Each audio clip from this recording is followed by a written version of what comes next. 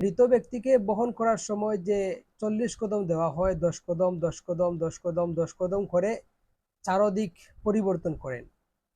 যেমন উনি এখানে আসেন, উনি এখান থেকে এখানে আসেন, এখান থেকে সেখানে যান, সেখান থেকে এখানে আসেন, এই যে পরিবর্তন, তো এই পরিবর্তনটা হচ্ছে মূলত মুস্তাহাব একটা আমল।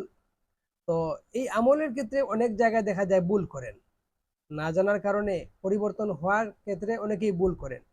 বিষয়টা ভালো করে আপনাদের সাথে একটু শেয়ার করবো ইনশাআল্লাহ। প্রথম কথা হলো এ বিষয়ে প্রথমে কিছু কথা জেনে নেই। 40 কদম দেওয়া সম্পর্কে রাসূলুল্লাহর হাদিস আছে। রাসূলুল্লাহ বলেছেন, যে ব্যক্তি মৃত ব্যক্তির বহন করার সময় 40 কদম দিবে, তার 40টি কবিরা গুনাহ মাফ করে দেওয়া হবে। মাজমা, যেটা ফতোয়ায়ে স্বামীর মধ্যে উল্লেখ আছে।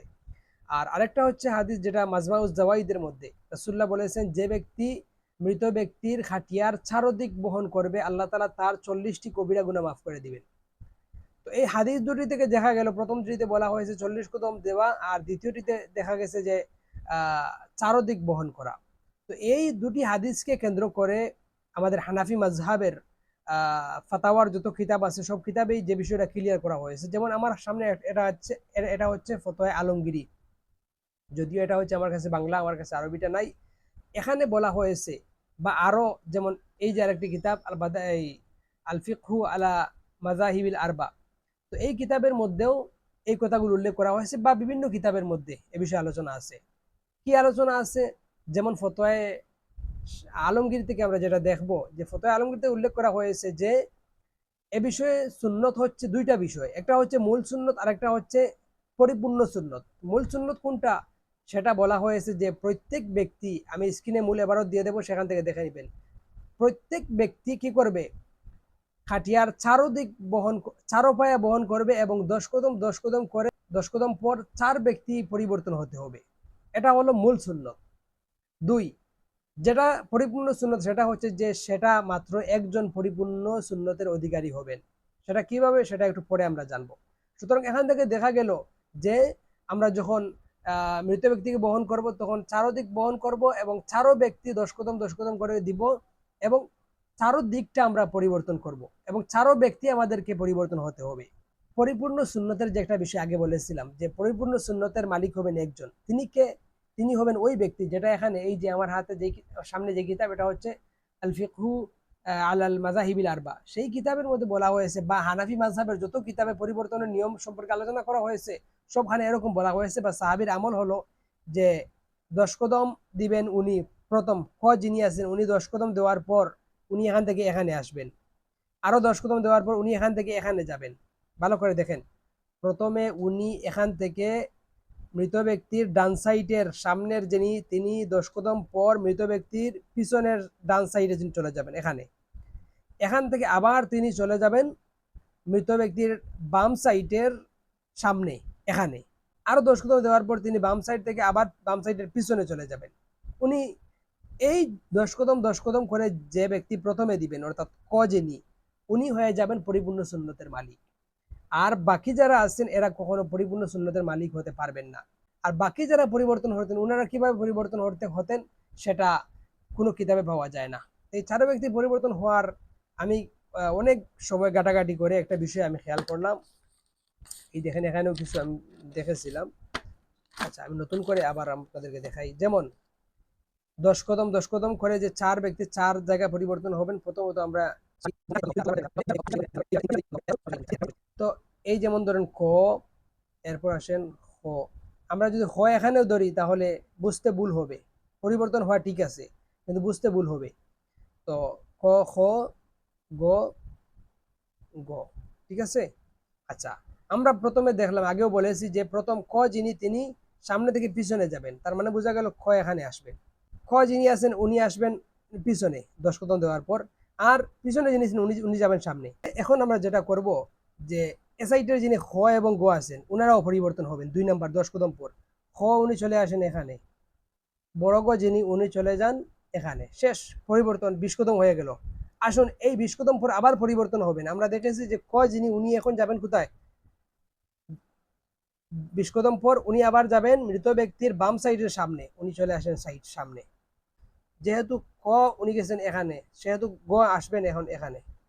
আচ্ছা, আর যেহেতু এখানে আছেন, উনি চলে আসুন এখানে, আর এই খ যিনি উনি চলে যান এখানে, শেষ 30 কদম হয়ে গেল। আসুন এখানে ক্রসের হিসাব, উনি চলে গেছেন এখানে, এবার উনি আসছেন এখানে, এবার উনি চলে গেছেন এখানে, উনি চলে আসেন এখানে, দেখেন তিন। এই আচ্ছা, আসেন 4 নম্বর। 4 নম্বর যেটা, সেটা হলো আবার আমরা দেখেছি যে এই কিতাবের মধ্যে উল্লেখ আছে যে এরপর তিনি যাবেন পিছনে, অর্থাৎ যিনি পরিপূর্ণ সুন্নতের অধিকারী তিনি, যিনি, তিনি এখন যাবেন মৃত ব্যক্তির বাম সাইডের পিছনে, উনি এখানে চলে আসলেন।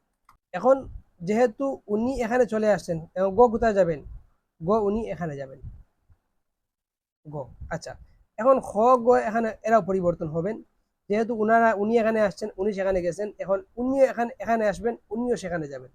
যেমন জেনি, উনি যাবেন এখানে বড় গ, যে সে আসবেন পিছনে, এই শেষ। এইভাবে যদি আমরা 10 কদম 10 কদম করে আমরা প্রতি ব্যক্তি এই নিয়মটা ফলো করি, তাহলে আমাদেরকে চারো দিক পরিবর্তন করার নিয়মটা পালন হয়ে যায়। আর এই সুন্নতের অধিকারী সবাই হয়ে যাবেন, কিন্তু পরিপূর্ণ সুন্নতের অধিকারী একজন হবেন যিনি আর বাকি এই যে চারোদিক বহনের ক্ষেত্রে যেই সুন্নত, এই সুন্নতের অধিকারী সবাই হয়ে যাবেন। এই হিসেবে আমাদেরকে চারো ব্যক্তিকে পরিবর্তন হতে হবে, চারো জনকে। একজন পরিবর্তন হলে হবে না, দুইজন পরিবর্তন হলে হবে না, বরং আমাদের চারো ব্যক্তি পরিবর্তন হতে হবে।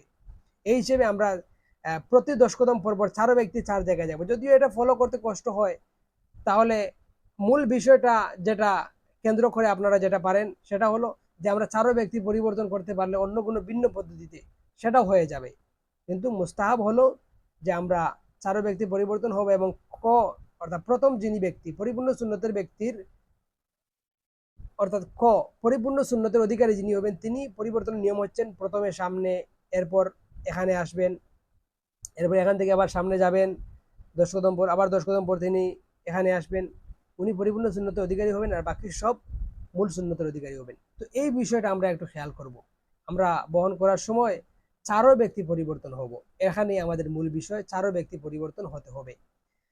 তো এই বিষয়টা একটু আপনাদের সাথে শেয়ার করলাম। যদিও আপনাদের নিয়মে আপনারা পরিবর্তন হতে পারেন, অর্থাৎ আমি যেটা দেখা আপনাদেরকে দেখিয়েছি সেটার চাইতে যদি ভিন্ন পদ্ধতিতে চারো ব্যক্তি পরিবর্তন করা যায় তাহলে সমস্যা নাই, আমরা পরিবর্তন হব। তবে পরিবর্তনের নিয়ম সম্পর্কে হানাফি মাযহাবের বিভিন্ন কিতাবে পাওয়া যায়, কিভাবে পরিবর্তন হবেন, কিন্তু বাকি যে 3 ব্যক্তি কিভাবে পরিবর্তন হবেন সেটা পাওয়া যায় না। বরং আমরা কিতাব থেকে পাই যে আমাদেরকে বাকি 3জনকেও প্রতি 10 কদম পর পরিবর্তন হতে হবে, চারো দিকটা বহন করতে হবে যাতে করে। তো এই বিষয়টা একটু আমরা খেয়াল করব। যদি কারো কিছু না বুঝেন তাহলে আমাদেরকে একটু কমেন্ট বক্সে লিখবেন, ইনশাল্লাহ আমরা বোঝানোর চেষ্টা করব। আমি যেটা দেখাচ্ছি এটা আমার ব্যক্তিগত বিষয়, কিন্তু মূল যেই ভিত্তি যেটা, সেটা হলো চারো ব্যক্তি পরিবর্তন হতে হবে। আর এই চারো ব্যক্তি পরিবর্তন হওয়ার ক্ষেত্রে আমার কাছে সহজ হয়েছে এই নিয়মটা। তো এই বিষয়টা একটু আপনারা দেখার চেষ্টা করবেন। আল্লাহ সুবহানাহু ওয়া তাআলা আমাদেরকে বিষয়ের উপর আমল করার, বোঝার তৌফিক দান করুন। আসসালামু আলাইকুম ওয়া রাহমাতুল্লাহি ওয়া বারাকাতুহু।